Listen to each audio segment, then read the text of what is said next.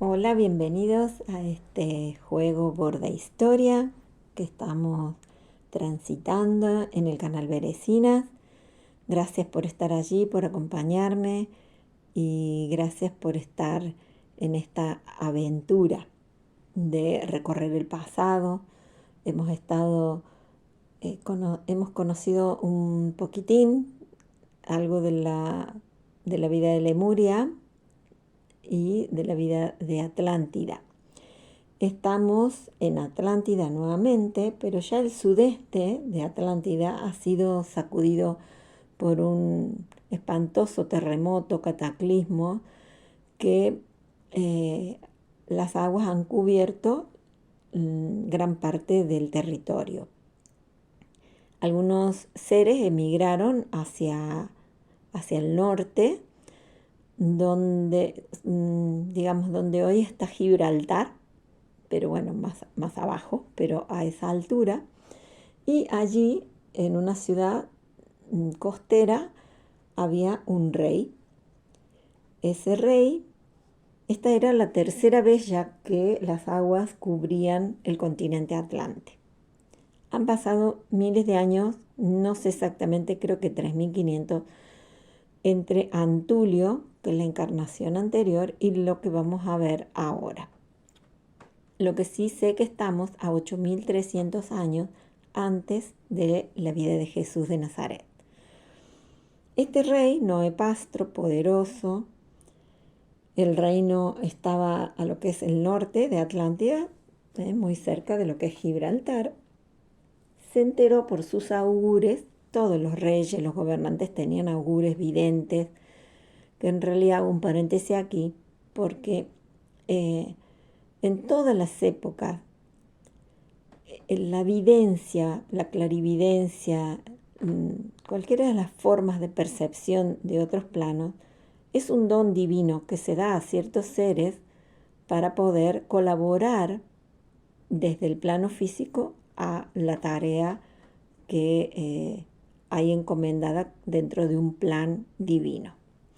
Entonces esos augures le dijeron al rey que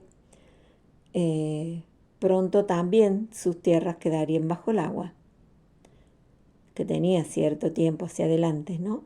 Y entonces comienza a fabricar una enorme flota de barcos, más de 1000 barcos enormes era la flota de Noé Pastro. Noé Pastro es el que la Biblia lo llama Noé, que no es un solo barquito y sube una parejita de animales y así, no, eso es un cuentito. Vamos a lo que verdaderamente ocurrió en la historia de la humanidad, para que tenga más sentido todo lo que vamos transitando como experiencia humana. Este rey entonces tenía sus guerreros y bueno, cuando llega el momento, embarcan en esos más de 1000 barcos hacia lo que ellos llamaban en aquel momento el Mar Grande, que es el Mediterráneo actual. Ya estaba muy anciano el rey y la verdad es que tenía un dolor profundo en su corazón porque había perdido a su amada, a la reina Iva, y que sin que le dejara un heredero varón. Y eso era presagio de un mal reinado. Solo quedó una hija mujer que se llamaba Sofía.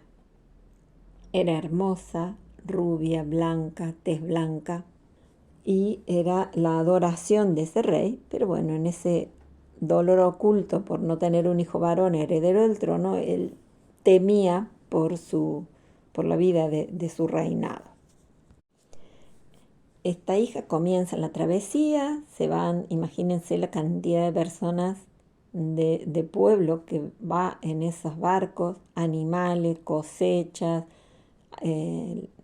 todo, alimentos, animales para el consumo y animales para la producción, animales para la lana. En fin, era una enorme, enorme flota la que parte hacia el mar Mediterráneo. Cuando la hija, esta única hija, Sofía, se enamoró de uno de los jefes guerreros del rey y el rey se enteró, La encerró en su habitación particular y al amado noviecito lo lo llevó a la servidumbre, digamos, lo sacó del puesto de guerrero. Los atlantes eran altos, fuertes, la tez un poco más oscurita, y los llevó a servir a los animales, a cuidar los animales. Era como bajarlo categoría, ¿no?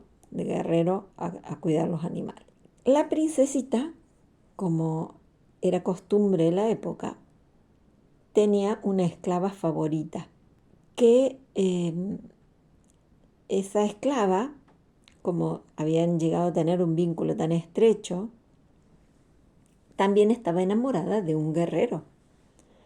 Entonces era la que en complicidad podía llevar y traer información y bueno, y que pudiera pasar este tiempo, la princesa, un poco más aliviada. Cuando llegan a lo que es la zona de la costa del Ática, estaba ocupadas esas tierras por colonias de keftos que habían atravesado el mar Egeo y habían buscado allí tranquilidad y fortuna, que las habían perdido en continuas luchas. Entonces ahí estaban tranquilitos y llega esta flota enorme de barcos y Noepastro estaba decidido a posesionarse de estos territorios por las buenas o por las malas, o por la fuerza, digamos, por guerra. Pero lo reciben estos príncipes áticos y uno de estos príncipes le tira el ojo, como decimos allá, no sé aquí cómo se dice en España, pero la ve con buenos ojos a Sofía. Entonces el rey, ni lerdo ni perezoso, dijo, acá está, esta es la puerta de entrada, negociamos la nena y entramos por las buenas a compartir y no hay guerra, no hay pérdida de seres humanos. En pocos días estuvo concertada la boda sin que la jovencita se enterara de esto. Pero cuando se enteró por su esclava de que había sido concretada la boda con este príncipe ático, la princesita dijo, no, no, señor, acá la única solución es escaparnos. Nos escapamos los cuatro, o sea, ella con su amado guerrero, la esclava con su amado guerrero, y nos vamos porque dice, prefiero la muerte antes que casarme con un hombre al que no amo. Entonces así huyen los cuatro en una noche de tormenta y se fueron a travesía el mar, llegaron a una isla donde bajaron, estuvieron un tiempito corto allí, buscando un poco más de distancia, porque sabían que el rey cuando se enterara los iba a mandar a buscar y querían estar más lejos, más protegidos. Y habían pasado ya 26 lunas desde que habían llegado al Ática, que estaban viviendo el pueblo sin muertes, sin guerras, sin muertes, digamos, por guerra, ¿no? Y el rey no había recibido más que humillaciones y dolores porque se había enterado, obviamente, que su hija había desaparecido, que se había ido con su amado guerrero. El príncipe ático empezó a apretarlo y a decirle, bueno, ¿y cuándo? ¿Cuándo es la boda? ¿Dónde está tu hija? Porque él le engañaba, le mentía para poder evitar la guerra. Y bueno, cuando ya convencido de que Noepastro no cumpliría con su palabra, le declara la guerra. Y antes de que se produjera la guerra, Noepastro decide huir y se va con los que quisieron seguirle, ¿no? Sus guerreros y bueno, y la gente que quiso seguirlo. Los sabios y los augures le aseguraban que todavía, que ahí al Ática no era la tierra que debían llegar, que el Altísimo había ocultado gruesas arterias de oro finísimo, decía, ¿no? O sea, él buscaba en esa ambición que él tenía, era muy ambicioso, buscaba esas tierras de oro. Pero bueno, en el Ática donde habían llegado no eran esas tierras. Volvamos un poquito atrás en el tiempo. En su tierra natal, Atlante, Noepastro no era el heredero al trono y subió porque un hermano suyo mayor se empeñó en amar a la hija de un rey enemigo, por lo cual fue desheredado y quedó Noepastro como hijo primero. Cuando fue declarado príncipe heredero, un mago le dijo: hace muchos siglos que subes a tronos destinados a otro, pero porque otra vez un rey santo bajó para que tú subieras, en esta vez serás rey sobre las olas de un mar desconocido y el sol de tu ocaso brillará sobre la escarcha. ¿Quién era este Noepastro? La reencarnación de aquel hermano de Anfión que hizo que Anfión renunciara, abdicara al trono, porque este hermano había generado revuelta y para evitar la guerra y el sacrificio de vida, Anfión, ¿se acuerdan? Prefirió renunciar a ese trono, abdicar. Bueno, ese ser, ese mismo espíritu, lo vemos miles de años después encarnando en este ser que se llamó Noepastro. Él en realidad no era malo, no era un hombre malo, era un ser ambicioso y muy apegado a la noble alcurnia que le daba el ser tener poder. Pero a causa de ese orgullo y de esa ambición, entorpeció su camino espiritual y torció sus rumbos cuando él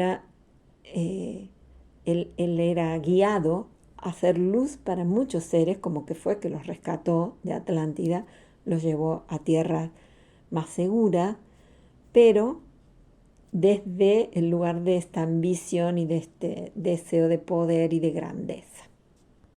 Realmente las naves de Noepastro eran, dice la obra, cofres de fabulosas riquezas, lujos, comodidades, festines continuados. La nave soberana era un verdadero castillo flotante. Cuando se retiraban del Ática por no cumplir la promesa de la boda y para evitar la guerra, a este castillo flotante, que era la nave principal donde estaba Noepastro, le acompañaban 100 veleros de gran porte y lujosamente empavesados, 200 barcazas de carga y varias veintenas de barcos pequeños de diversos tipos y capacidad. 12 días tardó esa enorme flota para salir del lago Grande, del Ática, para llegar a donde terminó su vida Noepastro, que es en un lugar mucho más lejano. Bueno, ¿cuál es la meditación de hoy? La carta de Noepastro nos lleva a mirar la soberbia, la ambición, que en cuántas oportunidades esa soberbia me ganó y no pude verla y pude dar un paso quizás errado. ¿Dónde puedo yo reconocer esa soberbia o esa ambición de poder, esa ambición de grandeza? Una ambición que lo llevó a tal punto de negociar su hija. Está bien, la época no era así, pero bueno, trayéndolo a este siglo XXI, miramos y decimos, bueno, a ver, ¿dónde yo fui capaz hasta de, no sé, cuál fue el mayor desafío con esa energía que pasé o que viví, que experimenté, que vi, que sentí? Esa es la reflexión de hoy con este ser Noepastro. Esta carta de Noepastro representa una de las debilidades del ser, una de las 7 debilidades del ser que nos alejan del propio centro. en este caso la soberbia. Nos están llamando a observar las propias debilidades con el fin de corregirnos y continuar con luz el camino en esta encarnación, en este plano, en esta tierra. Que podamos bordar, tejer, pintar, cocinar, limpiar, hacer trabajitos manuales con esta energía de observación, donde está mi soberbia, mi ambición, y con eso los dejo hasta el próximo capítulo. Gracias por estar, gracias por acompañarme y recuerden publicar en el grupo de Facebook algún sentir o una foto, lo que ustedes quieran. I can't be sad with you. Just take my hand and fly